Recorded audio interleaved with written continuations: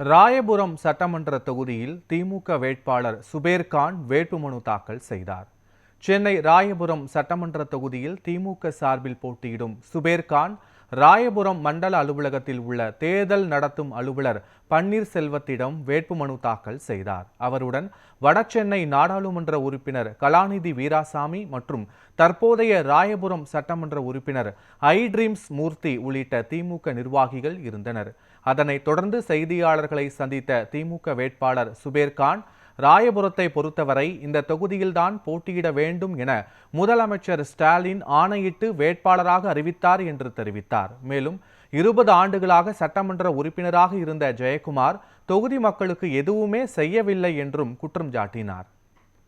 ராயபுரத்தை பொறுத்த வரைக்கும் தலைவர் அவர்கள் இந்த தொகுதியில் நீதான் போட்டியிட வேண்டும்,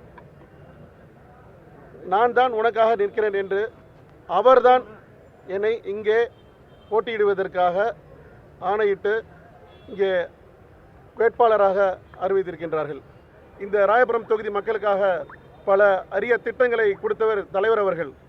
திராவிட மாடல் ஆட்சி கடந்த 5 ஆண்டுகளில் சாதனை புரிந்திருக்குது. இந்த ராயபுரத்தில் எல்லாருக்கும் தெரியும். கொஞ்சம் நஞ்சம் இல்லை, ஏகப்பட்ட திட்டங்கள் நிறைவேற்றியிருக்கிறாங்க. வடசென்னை வளர்ச்சி திட்டத்தில் கிட்டத்தட்ட 50க்கும் மேற்பட்ட பெரிய திட்டங்களை இங்கே வெற்றிகரமாக நிறைவேற்றிருக்கு நம்ம திராவிட மாடல். கடந்த அதிமுக ஆட்சியில் பார்த்தீங்கன்னா 20 வருஷமாக இருந்தாருன்னு தான் சொன்னார்.